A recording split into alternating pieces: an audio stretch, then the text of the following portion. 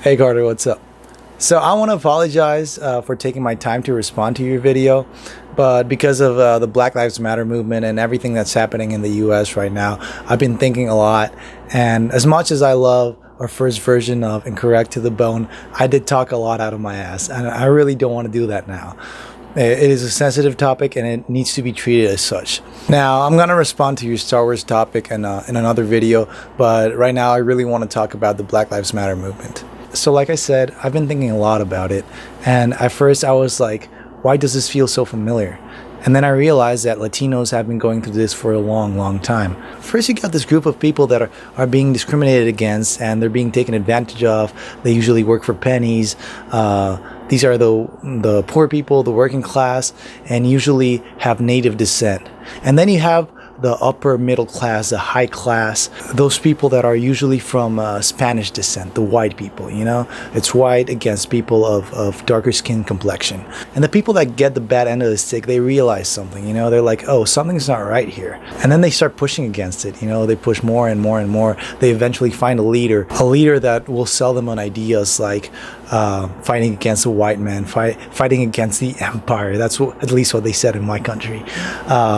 Fighting for equality, fighting for peace. And of course, they're gonna fall for it. You know, they're gonna be like, hey, hell yeah, let's do this. But eventually that leader takes them to another extreme, you know, and that creates more hate, creates more separation and more discrimination. Now, taking it back to the US, the same thing is happening. People that feel they've been wronged by society are starting to rise up, and they should. But they gotta be careful, and we're in that point right now. So if people really want to make things right in the US, they need to stop and think, you know. Of course, there's people out there that have been treated like garbage by the police for a long time, and their only image of the police is that they're bad people, that the police is the enemy. But that's not true. Other people that know the truth need to help them realize that there's good people in the police, that saying fuck the police or the cops are pigs and all that stuff is not really that great for the cause. And yeah, I'm in support of defunding the police and abolishing the police in some cases. You know, I think these are really big steps that need to be taken and need to be used as an example for the rest of the world, because the rest of the world is watching. And yeah, I understand that the police has a racist history, but that doesn't mean that there's not good people in those forces. See, where I come from, we recently had our president step down. We were in strike for weeks, you know, almost a month, or probably a month. And the way we won, the way we got what we wanted was because we joined with the police, you know.